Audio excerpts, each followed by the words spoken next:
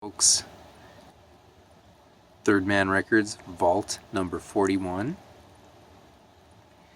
The Go, What You Doin', 20th Anniversary Remix Redo. Comes with a book, a album full of demos, and a 7-inch of outtakes. This is the first time I've ever subscribed to the Vault. I did it just to get this album. I'm a big fan of the Go, and particularly the What You Doin'. That was one of my favorite albums in the late 90s. It's great. Stooges meets Flamin' Groovies meets T-Rex meets Nuggets and Detroit wildness.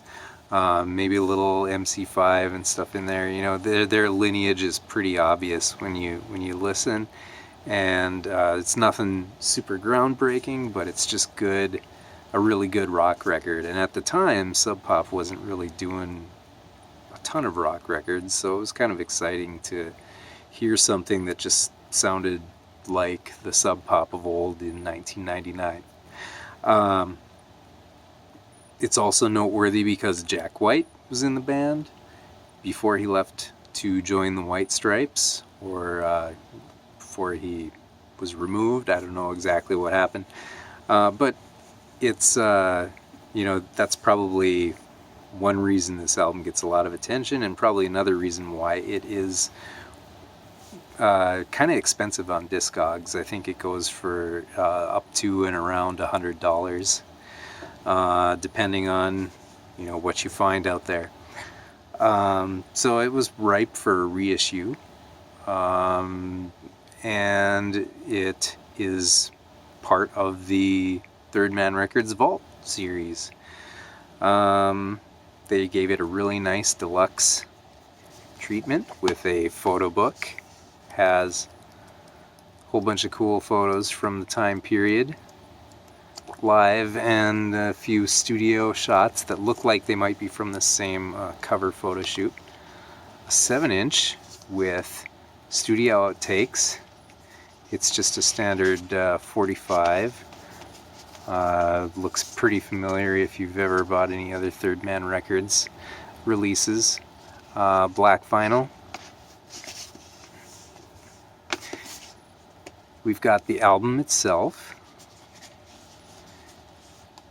which I have currently on the turntable, so the sleeve is sitting here. And then we have the Ferdinand Attic demos, which is demos recorded apparently straight from the tape, and have been recorded at Jack White's Detroit home back in the day. This has a really nice kind of color treatment to it. Colored vinyl. A clear with, sorry about the camera here,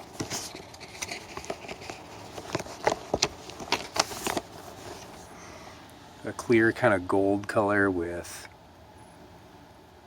purple and yellow marbling in there. Looks really nice. Now let's take a look at the new release versus the Sub Pop release. It's worth noting that it's not the same record. First of all, the Third Man reissue has a couple of outtakes. Alternate tracks. Number 1, Meet Me at the Movies, and let's see, You Can Get High, number 3 on the B-side, is those are different takes, previously unreleased studio versions. They blend in well enough, but if you're familiar with the original album, you'll notice. The other thing that is missing on the Third Man release is Get You Off, which is track 2 on side B. That is a great song. Kind of a disappointment that that's not in there. but it's still, you know, if you want the Go and you don't want to pay $100, this is a nice option. We have different cover art. Obviously, Jack White's a little more prominent in this one. I believe this is him right here in the original cover. And on the back cover, he's been added back in, which the Sub Pop release, he's been taken out of there, or cropped out of there, or what have you. So, some, I don't know, reclaimed credit for a really great album. And seriously, I'm not a big fan of the White Stripes. I think they're fine.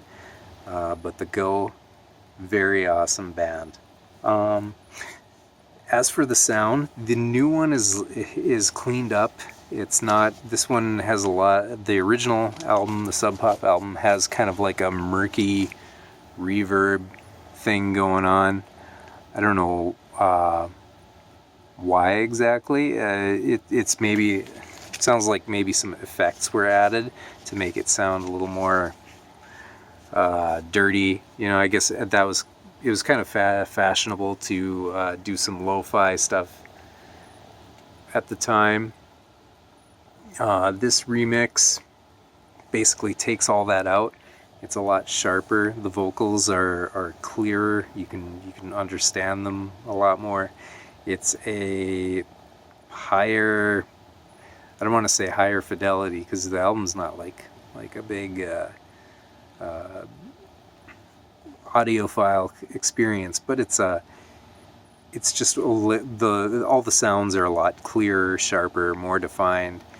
This one is just there's more of a fog to it. Personally, I kind of like the original one, but I've been listening to that for 20 years. It's gonna sound different to me when I listen to this one. The original one just sounds really, that is the Go What You Doin' to me.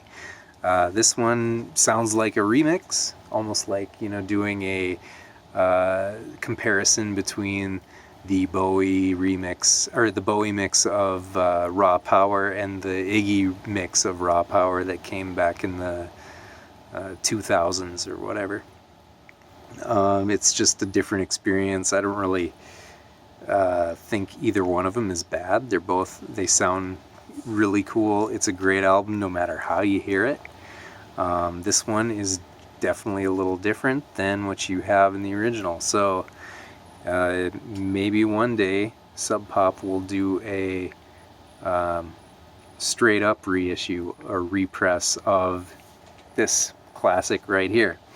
For now anyway, this 20th anniversary edition from Third Man Records is really cool, and I can't recommend it because it is a subscriber only kind of thing. You could probably get it on Discogs right now though if you really wanted to. I don't know, just thought it'd be cool. I'm not going to play any comparisons, that's easy enough to do online. Just listen to an old YouTube video of the Go What You Doin', and then compare it to the few tracks that are out on SoundCloud right now. I'll put a link in the video description below, and you can check it out. Thanks for watching. Talk to you later.